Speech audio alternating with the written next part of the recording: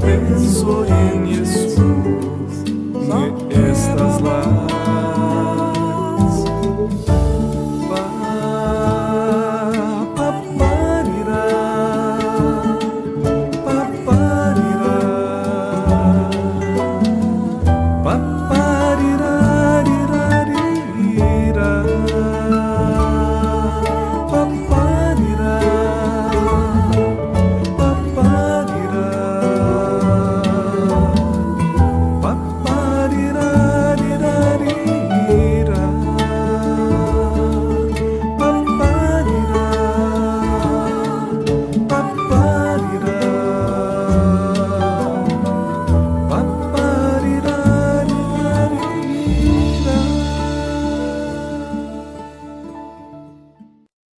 Amigos e amigas, nós estamos aqui para dar início a uma série na qual buscaremos realizar comentários sobre os Atos dos Apóstolos e sobre o Evangelho.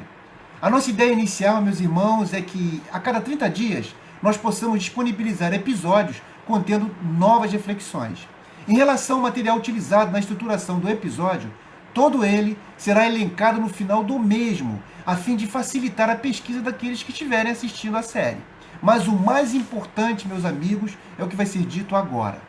Toda a série foi estruturada sobre uma premissa que foi construída a partir de uma assertiva do apóstolo Pedro, que está contida na sua segunda carta.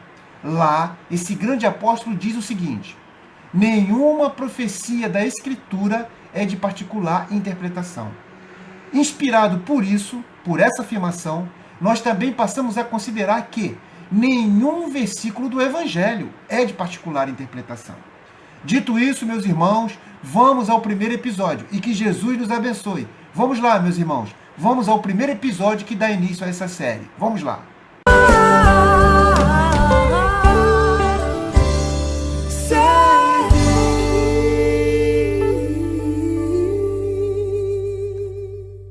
E amigos, vamos então ao primeiro episódio intitulado Quem é Jesus? Para esse episódio, nós vamos recorrer a uma passagem do Evangelho de Lucas, capítulo 8, versículos 22 a 25. Nessa passagem, o evangelista relata o dia em que o mestre acalmou a tempestade sobre o mar da Galileia.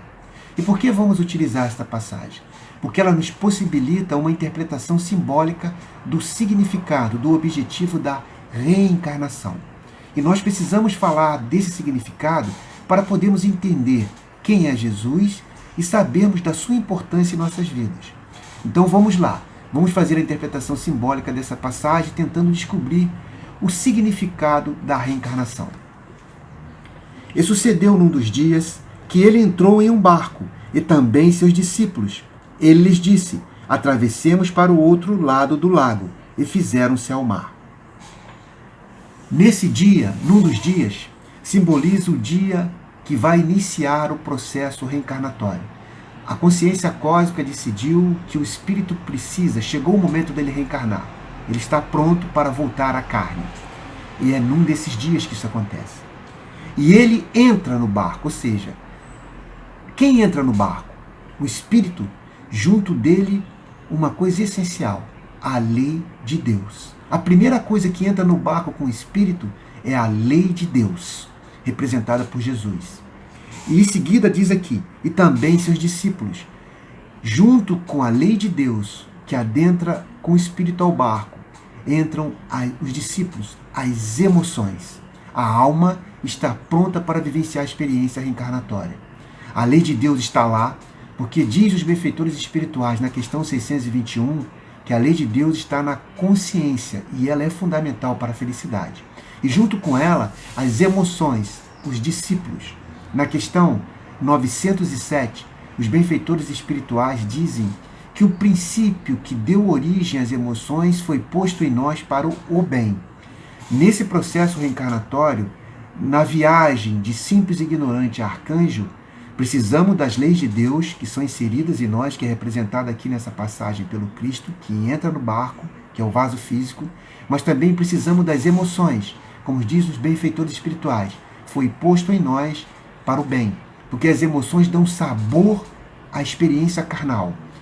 Sem as emoções, seria, se pudermos mal comparar, a comermos um arroz sem sal. Não há sabor.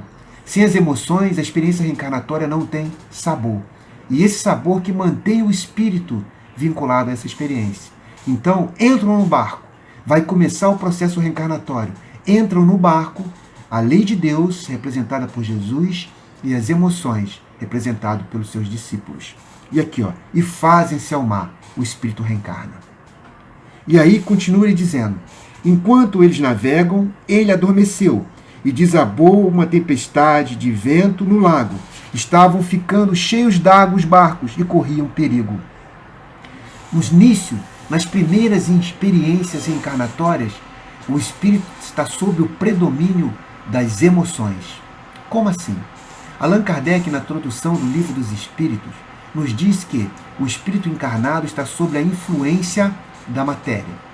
Na questão 101 desse mesmo livro, quando ele traça as características dos espíritos imperfeitos, ele diz que há uma característica principal em relação ao espírito imperfeito: o predomínio da matéria. Então, nas primeiras experiências reencarnatórias, a matéria predomina, as emoções adormecem a lei de Deus, como está relatado aqui, ó. Eles navegavam e ele adormeceu. E desabou uma tempestade de vento no lago. Estavam ficando cheios d'água os barcos e corriam perigo. Por esse predomínio da matéria, esse que causa o adormecimento da lei de Deus, é necessário que venham algumas experiências nesse mar da experiência material para que amadureça o espírito e que ocasione o despertar dessas leis. E isso são as aflições. O nosso Pai não nos criou para sofrer. O nosso Pai nos criou para crescermos, para nos tornarmos uno com Ele, nos reconectarmos com Ele, permitindo que a lei de Deus se manifeste em nós. Mas o que nos dificulta? É esse predomínio da matéria que é natural a cada um de nós. Por isso nos é tão difícil mudar. Por isso o apóstolo Paulo disse: tento fazer o bem, mas não consigo. E chega a dizer na sua carta aos Romanos: não é da minha natureza fazer o bem. Ou seja, sobre nós, como sobre o apóstolo Paulo naquela época, predomina a matéria. As emoções têm predomínio. E as emoções não podem ser controladas, apenas administradas. E Allan Kardec nos ensinou isso também, na questão 908 do Livro dos Espíritos, quando ele compara as emoções a corcéis, que se não forem administrados, podem nos conduzir a grandes sofrimentos.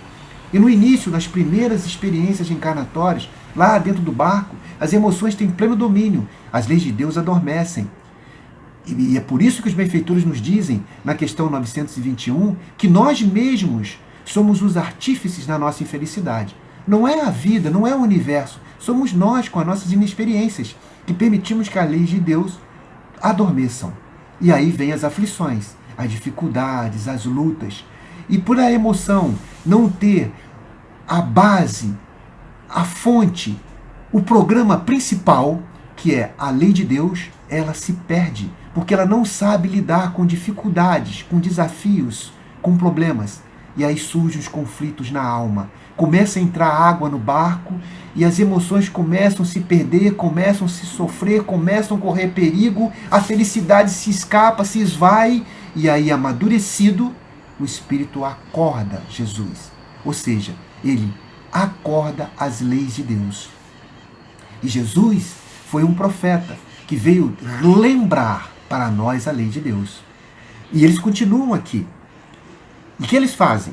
Aproximando-se, despertaram, dizendo: comandante, comandante, comandante, estamos perecendo. Desperto, repreendeu o vento e a agitação da água. Cessaram e houve calmaria. Aí, como nós já dissemos, amadurecido, de tanto ver a água entrar no seu barco e a felicidade ir embora, o perigo constante em suas vidas, da perda do sabor, da alegria do viver, faz o espírito amadurecido chegar à conclusão que só despertando a lei de Deus ele será feliz.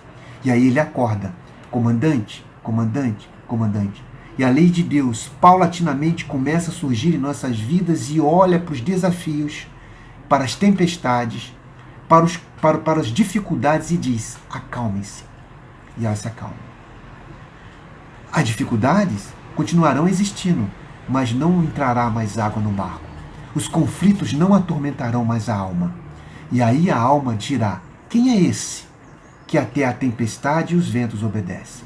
Esse é Jesus, que vem na reencarnação, nesse processo necessário para levar o espírito de simples a ignorante a arcanjo, ou seja, torná-lo uno com o Pai, reconectá-lo com o Criador.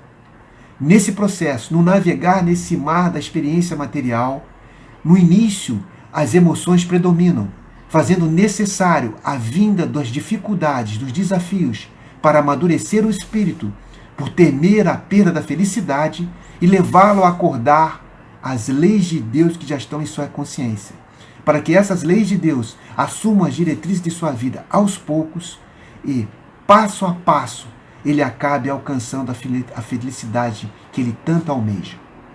Para isso, meus irmãos, já sabendo do que é a reencarnação, do que é nada mais, nada menos do que processo a nos levar à reconexão com o Pai, o Cristo chega como um profeta, como nos alerta os benfeitores no Livro dos Espíritos, para nos lembrar das leis de Deus, a fonte da nossa felicidade. E para isso, utilizando dele, nós vamos recorrer agora a uma passagem do Evangelho de Mateus, capítulo 6, versículos 33 e 34, na qual Mateus diz o seguinte: buscai o reino de Deus e sua justiça em primeiro lugar, que todo o demais te será acrescentado. Compreendendo que a reencarnação visa nos reconectar com o Pai, dentro dela, nós, já ainda imperfeitos, ainda presos a mundo de provas e expiações, mas já em processo de amadurecimento, busquemos o reino de Deus e sua justiça, para que todas as demais coisas nos sejam acrescentadas, para que a felicidade venha para nossas vidas. Mas, como estamos no início do processo reencarnatório, nas primeiras navegações nesse mar, as emoções ainda têm forte apelo sobre nós. E nos é muito difícil, como disse o apóstolo Paulo na sua carta aos Romanos: quero fazer o bem, mas não consigo. Será que é da minha natureza não fazer o bem? Não. Ainda por haver um predomínio muito forte sobre nós da matéria, já que somos espíritos imperfeitos, como bem lembrou Kardec na questão 101, nós precisamos fazer esse processo de buscar o reino de Deus sem inquietação, como Jesus nos recomenda no versículo a seguir, no versículo 34 desse mesmo capítulo 6 de Mateus. Não vos inquieteis com o amanhã, pois o amanhã cuidará de si mesmo. A cada dia basta o seu mal. Nessa busca pelas pegadas de Jesus que estão no seu Evangelho, que nos conduzem à reconexão com o Pai, não nos inquietemos, nos foquemos só por hoje, busquemos só por hoje acessar, despertar essas leis de Deus que já estão em nós, para que nós possamos, juntos, definitivamente, meus irmãos, alcançarmos a nossa destinação, sermos felizes. Que Jesus nos abençoe e nos fortaleça sempre, meus irmãos. Viva Jesus, viva Jesus.